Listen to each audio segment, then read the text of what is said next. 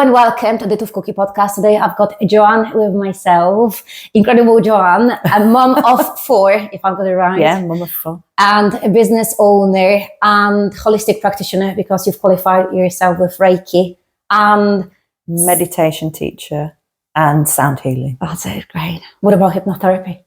I'm just studying hypnotherapy. Okay, yes. So that is ongoing. That's a longer course, yeah. That is a work in progress. Yeah. So you've got quite broad experience and knowledge, and as well as that, adding on top of that you went through the menopause and you went through as well trauma and abuse in the past relationships. You have been diagnosed as well with ADHD and autism. It sounds like a lot to go through. But when we did speak last time, when I seen you, you said that you feel best you've ever felt. Yes. You feel the happiest you've ever felt. Yes. So despite all those challenges that you faced throughout your life, you came out a lot stronger. Yeah, and I think I am still going through the menopause. It's not over, and it it's peaks and troughs. Yeah. But at the moment, it seems to be plain sailing. Apart from I've not got my same level of motivation back and drive, but I do feel a lot happier than I have ever been before. Which is quite good because it gives a bit of hope as well. I think for someone who is in that dip at the moment and not feeling like themselves, feels like empty, feels like there's no motivation, no drive, no enjoyment in the things that you used to enjoy in the past. And you kind of feel like you've lost yourself in some way. And one of the things I sometimes hear is like, it feels like I'm not going to regain that back. It's going to be like... Well, I mean, you might not necessarily. It's a transition period in your life. So you might not come out the same person as you were before, but that's not necessarily a bad thing. You might come out as a better version of you. So yeah, you just got to... You just got to ride it. Yeah. Because when we spoke last time, you mentioned that your menopausal symptoms were a tiny bit different. So you didn't struggle as much with hot flushes. Yeah, no, I've never experienced hot flushes, and it doesn't affect my sleep at all. So I still sleep really well. You're the lucky one. But it affected me mentally and cognitively really quite badly. How did you feel? Or how do you feel if you still go through those changes? Well, I first started to notice when I was employed and the work that I was doing kind of dropped off. So I was in a very quiet period and I just felt myself drifting. I could not focus on anything. I was staring into space. I couldn't think. And it came to a point where I thought, how long, is this going to go unnoticed? So I applied for redundancy, voluntary redundancy, because I just didn't think, I didn't know at the time that that's what it was. But looking back now, I see that it probably was the menopause hitting me for the first time. I just felt I couldn't cope at work. So I had to find a way out. And thankfully they let me have voluntary redundancy. What did you do after then? Well, I mean, a year before I did set up my cryotherapy business. Okay. So I had that to fall back on and I had to put all of my attention into the business. But that gave me something to focus on, which I didn't have at work. And I think that's why I was, experiencing such bad cognitive symptoms. How did you manage to, did you improve them with anything? Did you use anything to help yourself with managing them? No, because I don't think I was fully aware at the time that that's what it was. But as I say, because I was then, I was out of a 9 to 5 with nothing to do and I was focusing on the business, it gave me something to put my energy into. And I knew I had to make the business work. So, but then COVID came along not long after that. And it just took all the stress off me completely. So even if I was, not fully functioning in terms of concentration and I didn't have anything, to remember. I didn't have the pressure of going out to work. I could just completely relax. And for the first time in my life, I was leading a 100% stress-free life. So I thought I'd breezed menopause. I thought it's not affecting me that badly. I was the fittest I'd ever been. I stopped drinking. I was walking. I was meditating. I was doing yoga. I was doing all of the things. that I'd never done before. And it kind of lulled me into a false sense of security because I thought, oh, this menopause is a breeze now. Yeah. But that was just coincidence because that just timed with the COVID time. So, because I do believe a lot of people were the fittest ever, the healthiest ever, the less stressed ever, because all those external stresses like work and other stuff were not existing at that time. Yeah. After COVID, how did you find yourself in, going through the menopause? That's when it hit me even harder. Yeah. So we were kind of plunged back into normality, weren't we? But I also moved house. My children, I went from having 4 children at home to just having my youngest at home who was never in. So I was kind of experiencing empty nest syndrome as well. I was alone. I didn't have any distractions. So I completely lost the ability to function.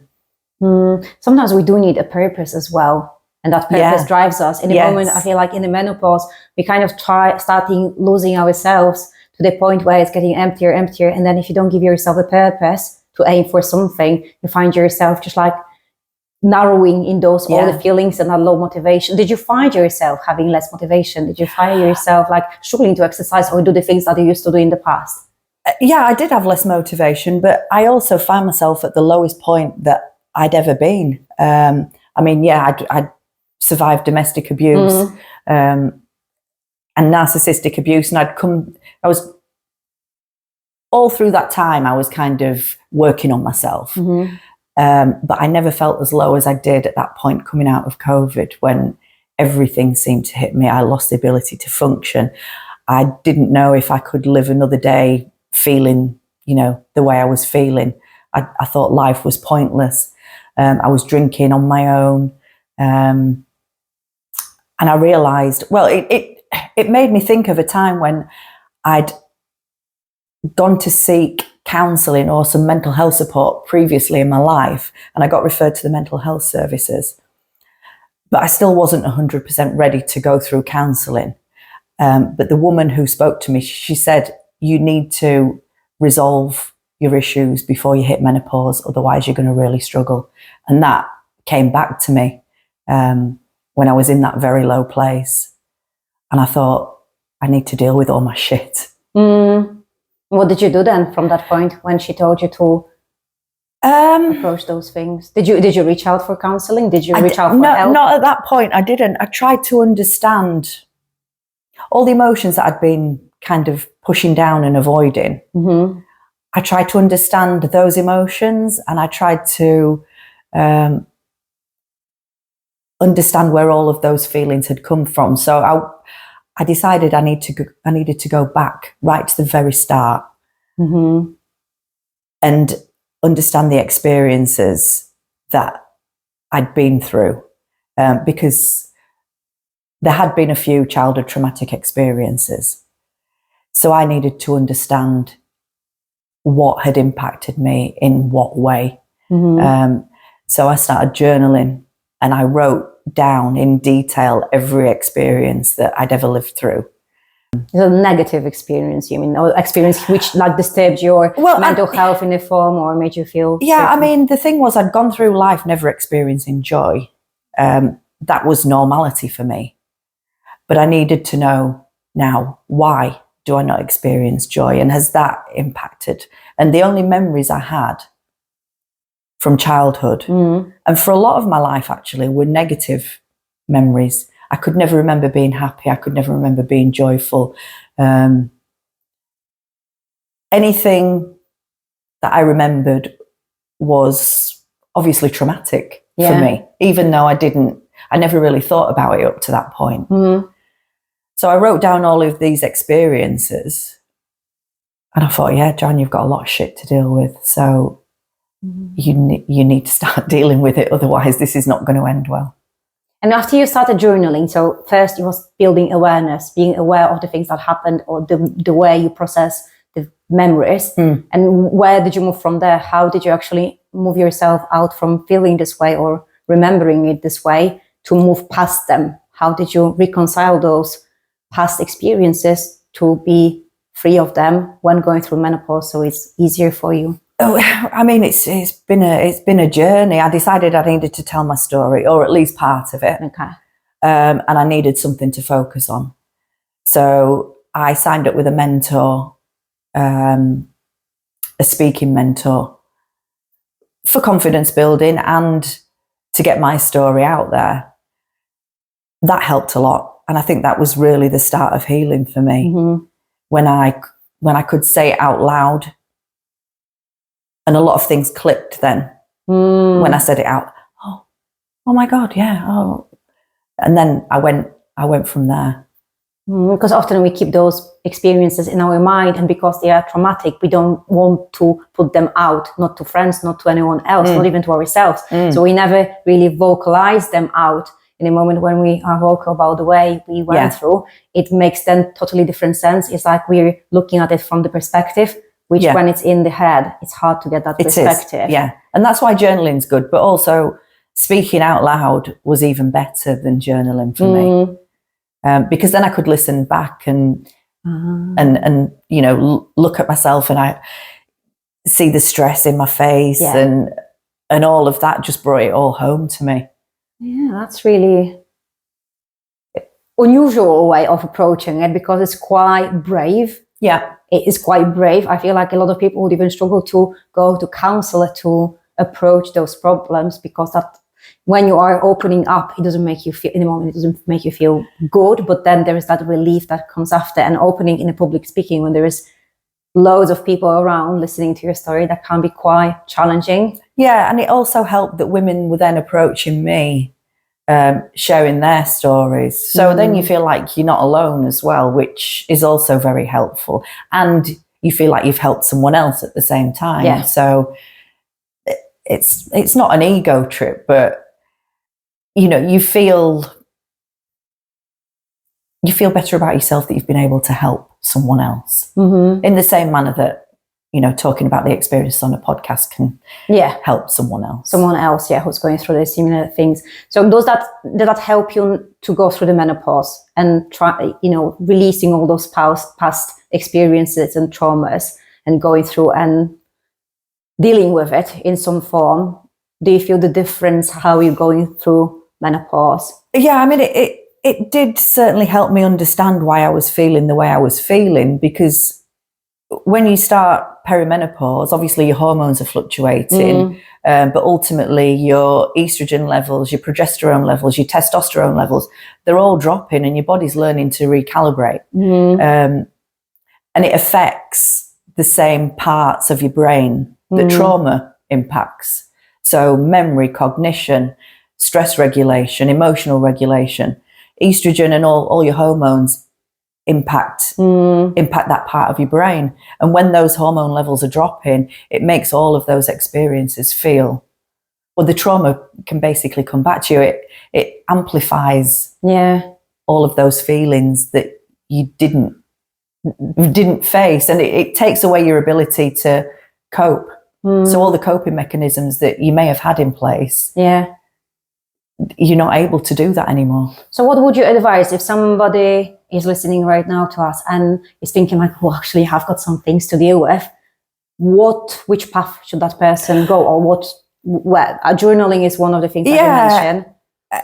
I mean, for me, I've never found it easy to talk to anyone. And I've been single for a very long time, so I never had a partner to talk to. Counselling at that point in time was still not for me.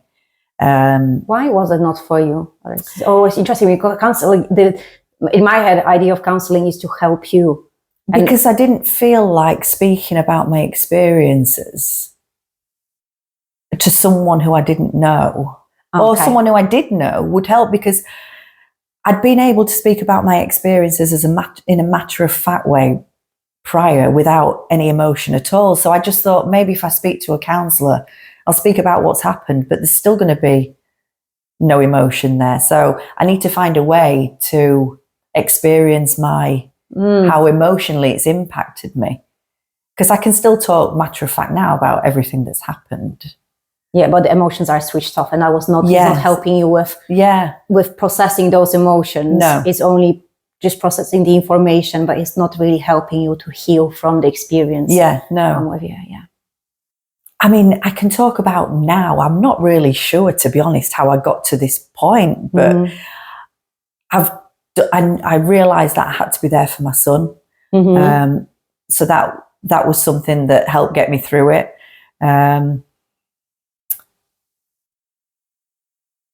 I don't think there might not be one answer, because everybody's different. For you, public speaking and speaking openly, helping others by sharing your story was helpful. For another person, it might be like petrifying. I'm not going to be speaking in public, but that person may find like, oh, there is a counselor I used to use and I trusted that person, so I may go to that person and try to reconcile those things. Or somebody may use journaling and work through the journaling, or join some communities, because I know there are some like groups of like self-healers where you can join and you can learn and work on yourself and processing those past emotions, and from online world to like real world where you see the person. So I'm not trying to, it's not just one approach works for all. It's definitely not one approach, but I'm just trying to think. It's difficult to think of specific things.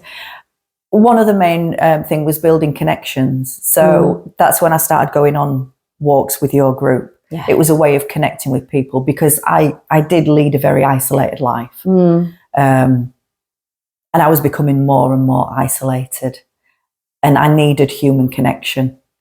And that was one way of getting that. Because I didn't have very many friends, and you don't necessarily want to speak to your friends about what you're experiencing, because some of them will have maybe experienced something similar. Some will breeze through menopause, so they don't get it. No. So yeah, and I mean, I didn't go on these walks and talk about all my problems, but it just helped getting out in nature, being with a group of like-minded people. It takes your mind as well off what you are having in your head when you're sat at home on your own, rewinding the same thoughts, ruminating, and it's mindfulness, isn't it? It allows you to just enjoy the moment. Yeah. When you were so low, Jo, because we were speaking about the depression, and there's so many women who feel like, oh, am I depressed? And sometimes they are misdiagnosed by medical professionals with depression, whilst it is not necessarily depression, or with anxiety, whilst they're going through the perimenopause, and those hormonal changes affect their mental health in a form when they feel like, oh, I'm going crazy. Yeah. And then you kind of start losing that. It's like, oh, is it normal or is it not normal? And so how did you know that the way you felt, that low feeling, that closing yourself, it was not depression? How did you feel that those symptoms were not depression? Because I think doctors told you that it is depression. Doctors had told me all my life I'd been depressed. But this felt different. I'd always wanted to go out, despite being depressed in the past. I'd always wanted to kind of, well, I don't even think I was depressed in the past, but yeah, on a number of different occasions, all throughout my life, my doctor told me, now I know it was autism, it wasn't depression, but this felt different. This was even more amplified when the menopause hit. So everything just felt out of my control. Whereas before I'd wanted to go out and get fit, and I'd wanted to do various different things to try and make me feel better. I just couldn't do the things that I'd always done. I couldn't leave the house. I was getting more and more isolated. I didn't want to move. I didn't even know I didn't want to move. I just did not move all day. It was just, and I said to my friend, I don't know what's happening to me. So you felt like this is not you. The way you felt, it was not you. Yeah, no. And so I did speak to the doctor, and the doctor said, oh, well, we've done this test and blah, blah, blah. It's coming out that you're depressed, because they do some kind of, they ask you lots of questions. And yeah, but that's subjective, is it? Yeah. And looking back on your history, we think, I think it's definitely depression. And I said, it's not. I know I'm not depressed. I know I'm not depressed. So then I had to go looking at all these different things. So it was menopause, but menopause highlighted more than just the trauma. It highlighted the fact that I'd been masking neurodiversity all my life. How now knowing and having diagnosis, did that change anything for you? Knowing that you've been recently diagnosed with autism as well, because I remember the ADHD, it's been a while back, still pretty fresh, but about 2.5 years. Yeah, because I remember when we reconnected, that was about the time when you were diagnosed. So how those diagnoses, did that make impact on you? It's like, did that help you to understand yourself a bit better and knowing why you operate this way, why you feel this way? Is that allowing you to feel better and going through the menopause better because you understand, okay, this is the way I operate? Yeah, so all my life I'd felt different and I knew there was something and I was always searching for that something. And menopause shone a light on it for me. So it's been helpful, even though it's been difficult, it's been helpful in so many ways. Because before I used to be so hard on myself. I had no self-compassion. I was always comparing myself to others. I was just in a really difficult place. And as I say, menopause shone a light on it and allowed me to think, right, not everybody goes through menopause like this. So why is it impacting me so badly? So then I started doing Google searches. And it Through Google. Yeah, and it highlighted, oh, you may have inattentive ADHD. Menopause can make that significantly worse than it has been, prior to you hitting this period. So then I went for my diagnosis and I got the ADHD diagnosis, and he did at that same time diagnose me with autism, but I chose to ignore it. I thought, I'm not autistic, but I didn't know what it meant to be autistic. And it's only since I thought, maybe I am, because I'm still feeling like I am different, but I don't know why. So then I started learning about what it meant to be autistic and about masking and about how it affects people differently, and it shows up in all these different ways. But it's typical of an undiagnosed autistic woman to be hard on herself, to feel different, to struggle in social situations, to struggle with how they're perceived. And yeah, so now I show myself compassion.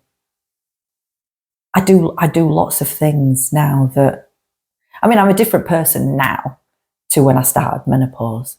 And in a good way. But I'm still waiting to get my drive and my motivation for exercise back. Although I've tried to hang on to those bits before I was religious with it. Now it's maybe once or twice a week. Yeah. I'm still training, which is helpful. I'm easier on myself. I'm kinder to myself. I do meditate. I allow myself space and time, whereas before I used to put pressure on myself to do all the things and beat myself up because you've got to get over this, Joanne, like a whip, like self-masochism. You've got to do this and you've got to do that and you've got to get over this weird feeling or this weird whatever it is, I don't know. But what do you do now then? How do you deal with that now? So now, they say once you unmask, you can't go back to masking. Once you know that you were masking, you can't go back to masking because it just doesn't feel right anymore. Yeah. I just wanted to say, because somebody who may be listening may not know what you mean by masking, because we say masking. I do know what you mean, but I feel like who is listening to us, our listeners, they may not understand what do you mean by masking and unmasking when. Well, you build a persona where you try and fit in with neurotypicals. So people who are not ADHD or not autistic. So your typical brain. So you build, it's like a shield. It's a protection where you try and fit in with other people in your circle. And it's exhausting.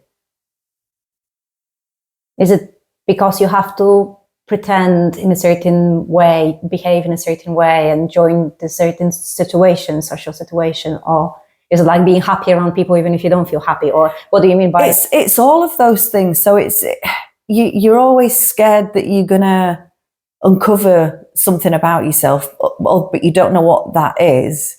So yeah, you try and go on. For me, I would go out to the pub or go on, if girls arranged like a trip out somewhere, I'd go because I felt like I should.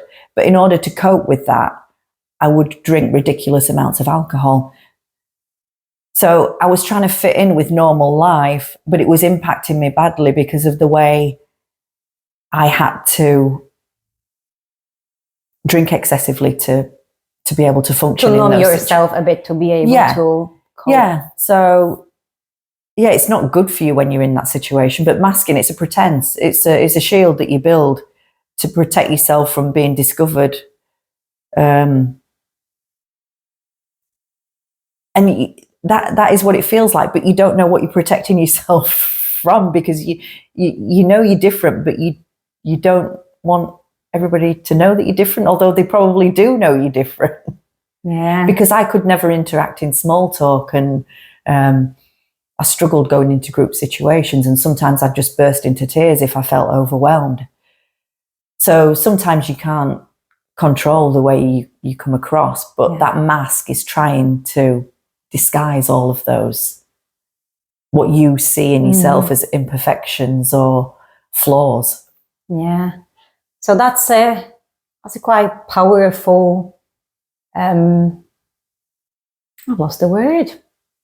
Like knowing that this is what you use, and unlearning it in a form. Yeah. Starting to stop putting that mask on and allowing yourself to be who you are. Yes. And allowing to accept the way you are without judging yourself for the way you feel. Yeah. And making yourself feel like, oh, I never fit in. There's something wrong with me. Yeah. So you took that narrative off and that pressure off yourself in some form.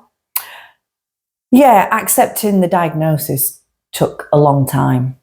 And I still wish that, I wasn't autistic, but I kind of do accept it now. And there's nothing I can do about it. So I just have to live the best way that I can for me. So that might mean asking for accommodations. It might mean staying at home if I feel like I need to recharge.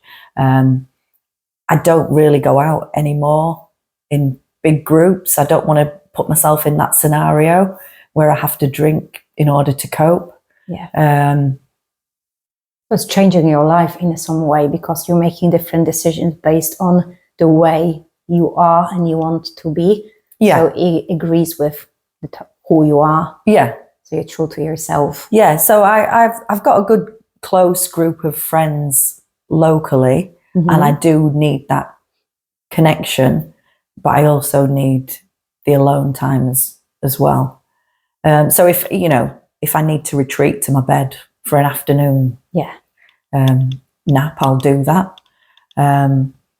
What other methods do you use when you speak about self-compassion and compassion, or if we think about that toolbox, self-compassion toolbox, what else would you put in that self-compassion toolbox? You've mentioned journaling, you've mentioned meditation. Allowing yourself to have rest if you need it, putting the radio on, listening to your favourite song, just sitting with a cup of tea and, being in that moment, feeling the warmth. It's like a type of meditation, which I do a lot. I've found singing.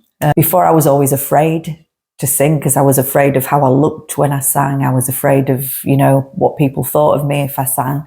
But then I did karaoke for the first time with this group of, close connections, and they encouraged me, Joanne, you can do it. Come on. No, nobody's judging you. So I sang karaoke for the first time, and now I can't stop.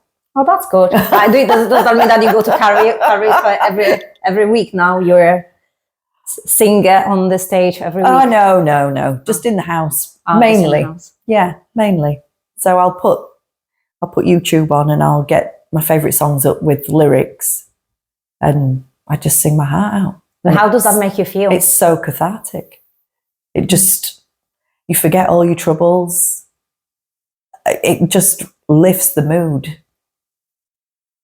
Do you do any other changes? So because there's quite a lot of like mindfulness tools, from meditation, from journaling, and as well like singing and listening to music, accepting your feelings, you've mentioned as well, isn't it? And giving yourself permission to rest. Mm-hmm. Is there anything else I've missed from your little toolbox? Or something you do on every day, if you think of your routine in a day, if there's anything that you do in a day to make yourself feel better. Is there anything particular? No. Plus working out, because you've mentioned that. I do work out, but as I say, I'm still trying to find that drive to do it. So yeah, I am still on a journey of my own, of coping with menopause, and I'm sure I will get there eventually. But every day is every day is maybe a little bit different. I thought you were going to say a battle. No, it's not a battle anymore, but every day is different. Sometimes I won't feel like doing very much. Mm-hmm. And what I always try and remember to do now is put the radio on. I always try and remember. So if I have periods where I'm on my own, or I may be doing some housework, or I'm feeling a bit low, Joanne, put the radio on. Put your favourite music on. If nothing else works for me, that will work. Whether I'm feeling, if I feel like I need to cry, I'll put my favourite sad songs on and I'll cry. Yeah, so you're evoking a feeling or emotion in yourself by listening to the certain type of music to let yourself and process it allows you to release that emotion. Sometimes if I'm feeling low, but I don't want to, if I want to feel better, then I'll put my favourite uplifting music on. Yeah. But sometimes I think it's good to release that emotion. It's good that you've learned to do it yourself, because it takes a lot of work to realize, to find those tools, like journaling, meditation, and start applying them on a quite regular basis to start feeling the difference and noticing what works and what doesn't work and what makes you feel, because then you make assumption, okay, always music helps me, then I'm going to use that as a tool. Yeah. And nobody really told you that before you tried it yourself. Nobody advised you on this. You've not read any books on that or listened to anything But not many things do allow me to be emotional. And I don't know, I believe it's part of the autism. It's called alexithymia or something like that. I'm not sure of the correct term. But for autistics, it's difficult to recognize your emotions and express your emotions. But music allows me to do that. It's a powerful tool for me. If somebody would cry in front of you, is that making any impact on you? Do you feel emotional when somebody is sad and crying, going through some experience, and you are close to that person? Does that make you feel? Do you usually feel for a person in front of you? You can feel empathy. Yeah, for sure. Yeah, so it's not like blocking you from feelings in general, like. No, but it's reading your own emotions. Okay, I'm with you. Yeah. So you feel quite strongly. Mm-hmm. You feel your emotions intensely. Yeah. But you don't know how to kind of express them or name them. Do you wish you knew something sooner? So if you look a few years back, before you started going through perimenopause and the menopause, are there any things that, I wish I knew them back then? Is it something like you wish you knew back then so you could do it straight away, apply it straight away, something that would have helped you before? I know it was not a questions, I know. But sometimes I just come up with ideas and I'm thinking like, some women will be now going through the perimenopause, then getting towards that menopausal time when it's going to be starting to balance more, equal out. Some of the women will go for HRT to try to create that bit more balance when it comes to the estrogen levels. But then there's, if you could give them any advice at that beginning stage when they are starting to go through the time of the changes, something that if you wish you knew earlier, that would have helped you, what would that be, if there is anything like that? I mean, it would be good if you've experienced trauma in your life to try and get some resolution to that before you hit the menopause. I was told that, but I wasn't ready. Who told you that? It was a mental health worker. When I originally went for mental health support must be 10 years ago, this is what they said to me. You need this type of counselling, you need this type of counselling, and if you don't deal with it before menopause, you're really going to struggle. And I learned the hard way. But I think healing is a journey, and if you're not ready, you're not ready. So yes, it is a good idea to try and resolve any unresolved trauma. But you don't necessarily know that you're suffering from the impact of trauma. So I would suggest probably reflecting on your life and looking at any areas that might cause you any issues in the future, particularly when you're going through menopause. So you might not recognise it as trauma, but if you reflect on your life and think, oh yeah, that was a difficult period in my life, maybe I've got some unprocessed feelings with regards to that, and maybe try and deal with that before you hit full-blown menopause or perimenopause. So it's easier than later on as you go through it. Yeah. I think the important thing with menopause is every woman will feel it differently. Some women may not even feel they're going through the menopause. They may not have as many things happening to them. I recently this week, I spoke to one of the ladies and she mentioned, she's like, oh, I don't have hot flushes. I'm not struggling with sleep. And lots of those very popular symptoms, she's not had them at all. And she's like, oh, I'm very lucky I don't have them. Yes. I was like, how's your energy levels? And she's like, oh, it's good. And I'm like, oh, that's quite unusual. Yeah, well, my energy was low. I didn't have the hot flushes or the sleepless nights, but it's a very long process. It can last up to about 15 years, I think. So just because you're not experiencing it now, it doesn't mean that you're not going to experience it in the future, because it is such a long journey. It is, yeah. Do you take any supplements? Because if you struggle with like that cognitive side through like once now going through the menopause, do you take any supplements to support your brain health or mental? Yeah, I take nootropics, which is a brain productivity supplement, and it's mainly B vitamins actually, but it really works. It's a really good combination of whatever it is, but it works really well for me. How does that help you? How do you feel? Do you feel any different whilst taking it? Or if you were to stop it, would you feel the difference? You don't feel physically different. Yeah. But for me, I just find myself able to, I've got a lot more energy to do the tasks, and I just feel myself doing them automatically. Whereas before I might have sat and thought, oh God, I need to do, I can't be bothered to do that. Oh God, I've got to do that. But I'm just doing it. And that is definitely the nootropics. How did you come across that one? I was looking for an alternative to ADHD medication, because I did try that, but it raised my blood pressure so much, it was making me unwell. So I was looking for an alternative, and these came up on a Google search as the #1 nootropic. Okay. Is there anything else you take, or no? That's it? Just magnesium, D, vitamin D. Yeah. With our lack of sunshine. Yeah, ashwagandha. Yeah. I don't always remember to take them all every day, but these are generally what I take on a regular basis. Do you take creatine or no? I do have creatine, and if I remember when I've been to the gym, I will have it, because apparently that's meant to be good for cognition and women going through the menopause. Yes. Yeah. Yes, it's been researched for that.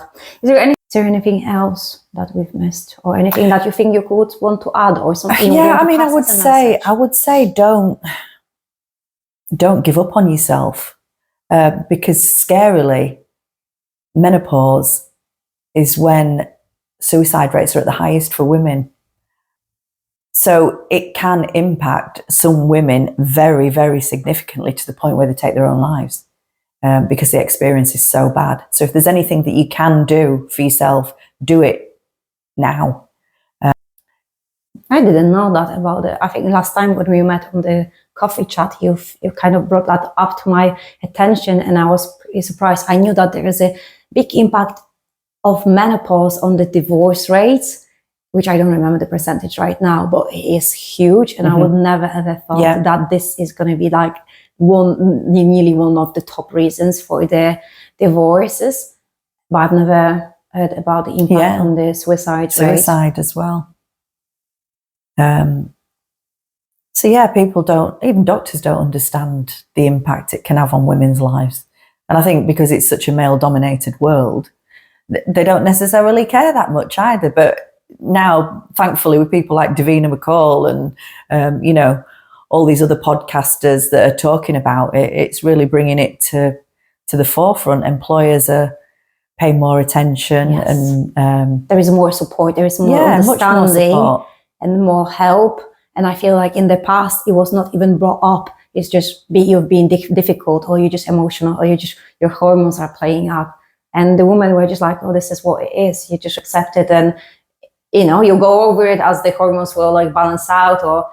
But now, with all the information we've got, with everything out there being more highlighted, how it can be actually difficult for women to go through, and how even on that mental level where you have to go to work and perform and put that email, deal with some problems, or manage your emotions. Because I noticed that when I speak to a lot of women, they say like, I'm struggling because I'm on edge all the time, and I feel like I'm going to snap. And they're struggling with holding those emotions down, just level them down, not to snap at people, not to go through that little of they constantly on the edge, and they feel like they can't hold it. And in the moment when they're holding it so much, then they burst in tears, feeling like, oh, I can't hold it. And then they even sometimes take day off, or call a sick day, or ask for working from home, because they mentally cannot deal with the emotions they feel. And it's real the way they feel, but they're trying to be tough, they're trying to be strong, they're trying to just like put that mask on, and I'm gonna persevere in that day. But then they burst in tears, and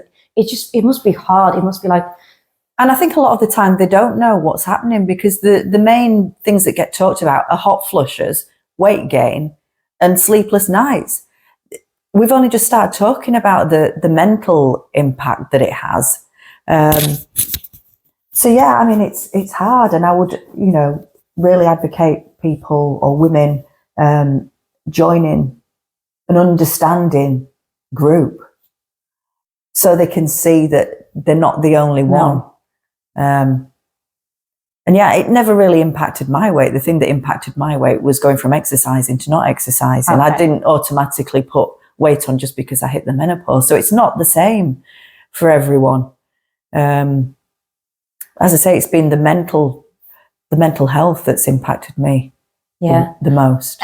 And the thing is, the mental health is invisible for a while, until it builds up, and then you feel like so low, you're unable to go to work, or you need to resign from work, or you need to withdraw yourself from being around the people. And you can feel like you're whinging, and you don't, and people are judging you and people do judge you, because people don't really care what you're going through. They only really care what they're going through. And there are some empathetic people out there, but a lot of people do just think, she's whinging again, moaning again.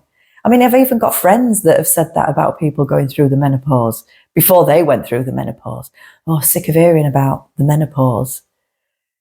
So you need to find an understanding group of people, group of women who know what it's like. I remember I shared some posts in my online group, and it was when my hormones dropped so much, I felt like somebody pushed me off the cliff, and I felt so low. I felt like I couldn't shake it off. And I tried different things. I went to the gym, I did my workout, I did my walk, I've stuck to my meals, I've done everything what I should do. I listened to music, and none of them think maybe it lifted that percentage from being at 0 to maybe 5%, but it didn't bring me back to where I felt.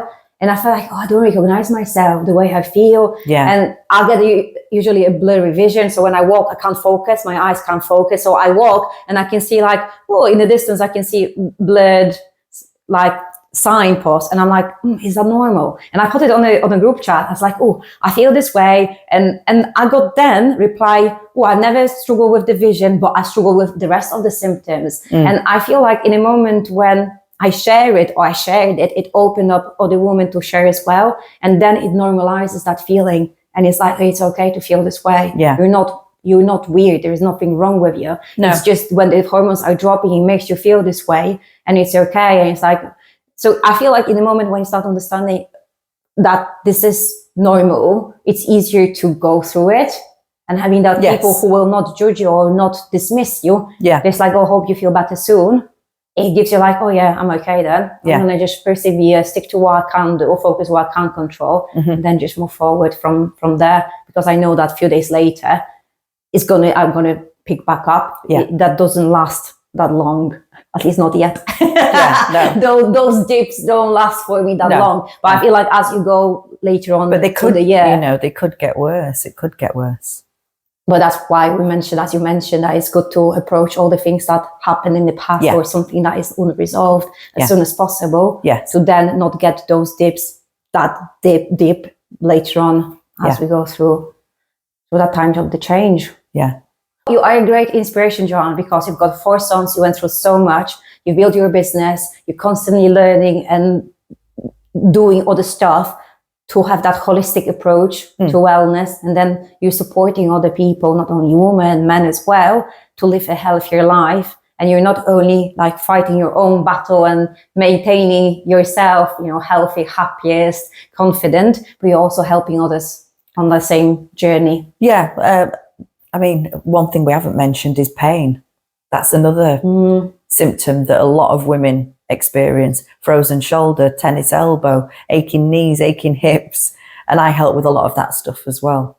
Is it the cryotherapy that is helpful for relieving that pain? Yeah, but a lot of women don't realise that that's associated with the menopause. So, and you get fobbed off by the doctor. So that's, you know, it's another way in which we're invalidated. Our experiences are completely invalidated.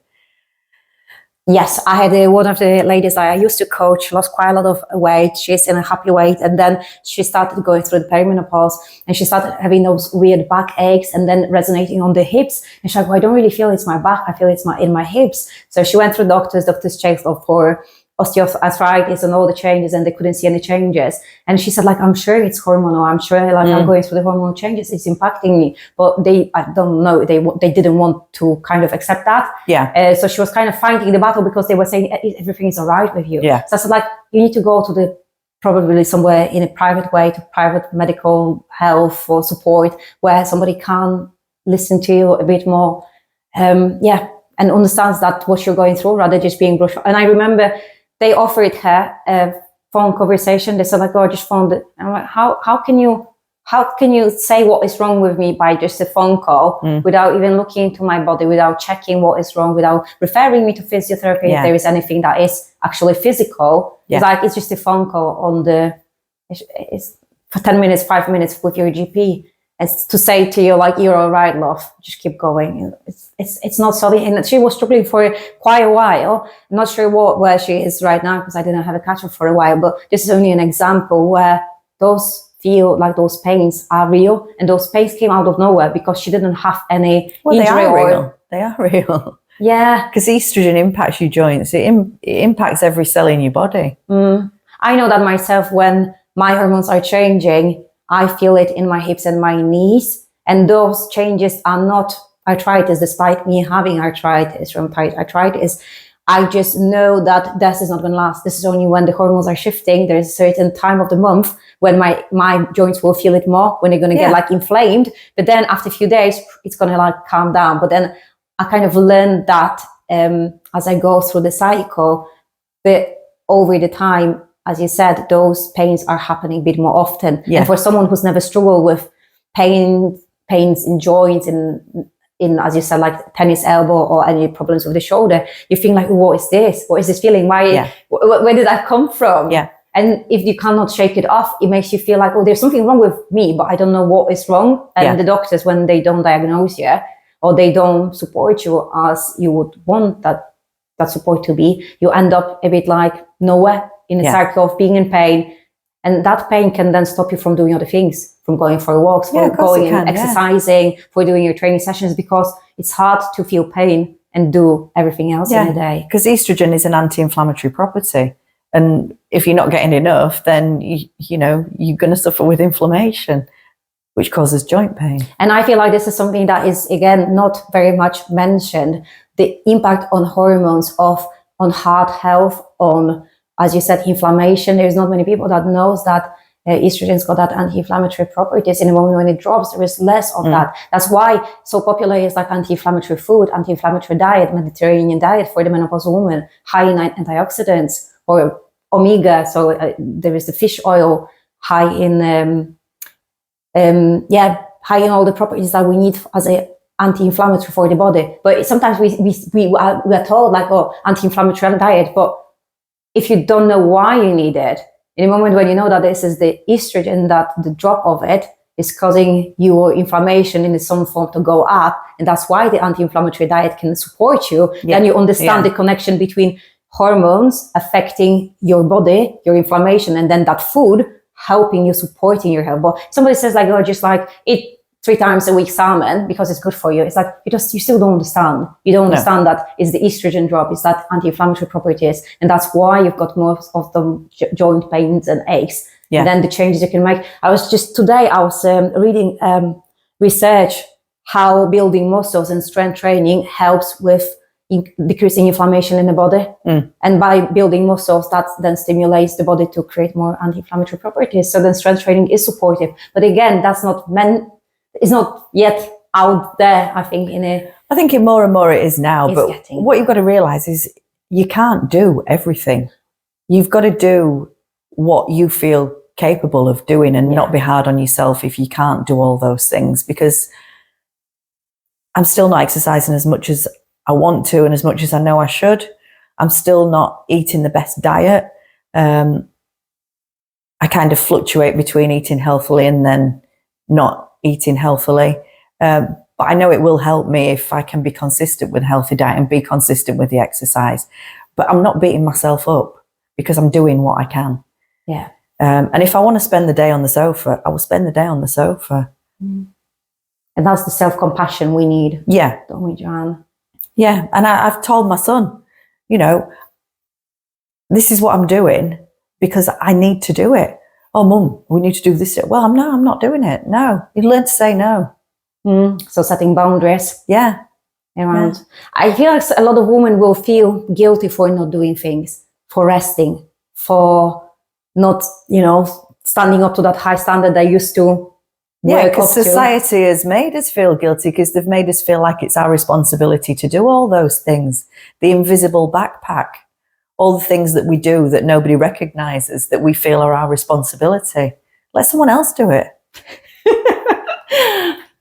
That is worth mentioning, because then in a moment when you realize how much you're carrying and how much you actually do, you deserve that rest, you deserve that day on the sofa, you deserve to be compassionate to yourself and rest when you need it. It doesn't mean that you're lazy, it means that you're giving time to yourself to just recharge. You're recharging your battery because you need it, don't you? Yeah, exactly, yeah.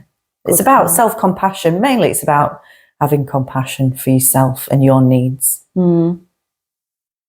With the cryotherapy, how does that help with the releasing pain then? Or is it working on the inflammation level? How does the cryotherapy session help with relieving the pain? It triggers a physiological response in the body. So whole body cryotherapy is good for a multitude of ailments or issues. So it's good for mood, it's good for sleep, it's good for pain, it's good for inflammation. How often you need to have this session like that to relieve the pain? Let's say somebody's struggling with hip pain, going through the menopause or perimenopause. I mean, if I was recommending cryotherapy specifically for menopause, I'd recommend whole body cryotherapy if they were experiencing the whole range of symptoms. And I'd recommend a course of treatment initially. It's not like a one-off thing and, you're cured. That's what I wanted to ask. If it's like just a few times, or is it like 6 weeks, twice a week? Or how often do you do it? A course is 10 sessions and 2 sessions a week is kind of what I would recommend. Does it help long term though, Joanne? Or does it need to be maintained, or then you decrease the intensity from 2 sessions, you drop to 1 session a week? Everyone's different. Okay. Everyone's different. So if someone's specifically, suffering with generalized aches and pains, perhaps 1 session might, or 1 course of treatment might help resolve that. If you're looking for better sleep, then you might need you might do a course and then you might decide you need another course. It depends why you need it and how your body responds to it. So there's no one. No. If you're injured, it's slightly different. Then I'd be recommending localized cryotherapy, which heals. It speeds up the healing process. But obviously it's a different cause. Is the relief of the menopausal symptoms instant after the session? It can be, yeah. So somebody finishes the session, it's like, oh, yeah, feel good, there's no pain, got more mobility in my joints or whatever, less stiffness or... Yeah, my brain feels clearer, yeah, lifts the brain fog. Yeah, it can be instant. Aches and pains can be gone instantly. Is there anybody who shouldn't be doing it? Who shouldn't be trying cryotherapy? Anyone with a heart condition. Okay. Or with a pacemaker. So that's really it. What about Raynaud's syndrome? If you're pregnant. When you go to Raynaud. So Raynaud's, you can have the localized, but you can't have the whole body. Okay. So yeah, and if you're allergic to the cold, which is a rare condition, but you can be allergic to the cold.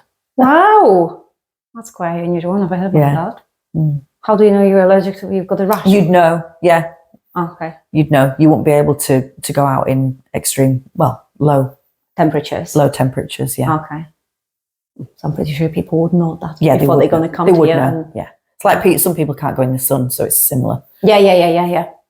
Like a sun rashes and yeah. I think we've covered quite a lot, Joanne, today. I don't think, unless there is any closing statement you want to add before we're going to finish now. We all go with everything what we said today. No, all I'd say is just try and recognise your own needs and be kind to yourself. That's it. Yeah, be kind to yourself. Thank you very much, Joanne, for sharing all the experiences and how you're going through and tools and methods. I'm pretty sure, this is going to be inspiring for a lot of women to make it a bit easier for them and give themselves that bit of self-compassion they need to push through the time of the change, to get out of on the other side stronger, more confident and happier versions of themselves. I think knowing that you're not alone helps a lot. And then reaching out and making sure that, having a support group around. You've got good connections. Yeah. And then there is always somewhere out there where you can reach out for help if you need. Absolutely. Thank you very much. And we shall hopefully catch up in the future again. Thank you. Thank you.